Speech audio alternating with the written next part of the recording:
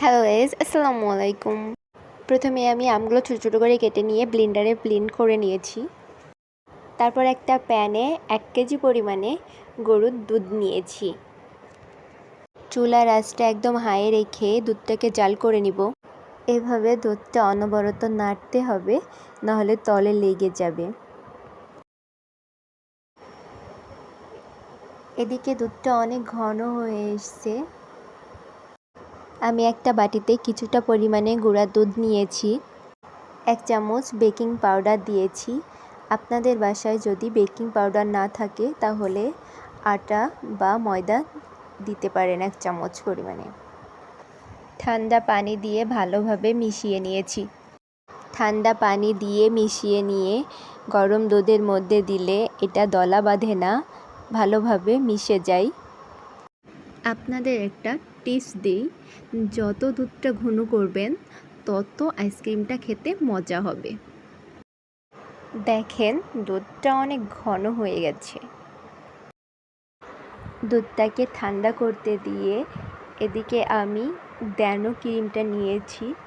Dano ক্রিমটা একটা বাটিতে অনেকটা পরিমাণে ঢেলে নিয়েছি।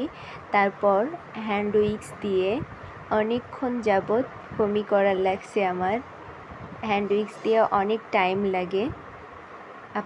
আপনাদের যদি ইলেকট্রিক বিটার থাকে তাহলে তো কোনো চিন্তাই নাই, খুব সহজেই ফোমি হয়ে যাবে।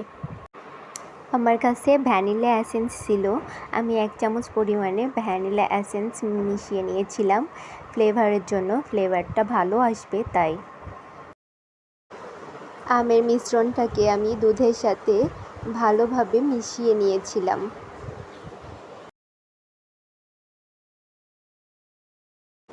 আম আর দুধের মিশ্রণটাকে আমি ক্রিমের সাথে আস্তে আস্তে আলতোভাবে মিশিয়ে নিয়েছিলাম।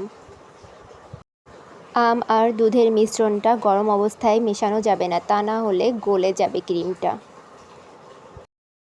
আমার কাছে একটা আইসক্রিমের বাটি ছিল, সেটাতে আমি ঢেলে নিয়েছিলাম আর বাকিটা অন্য একটা বাটিতে ঢেলে নিয়েছিলাম।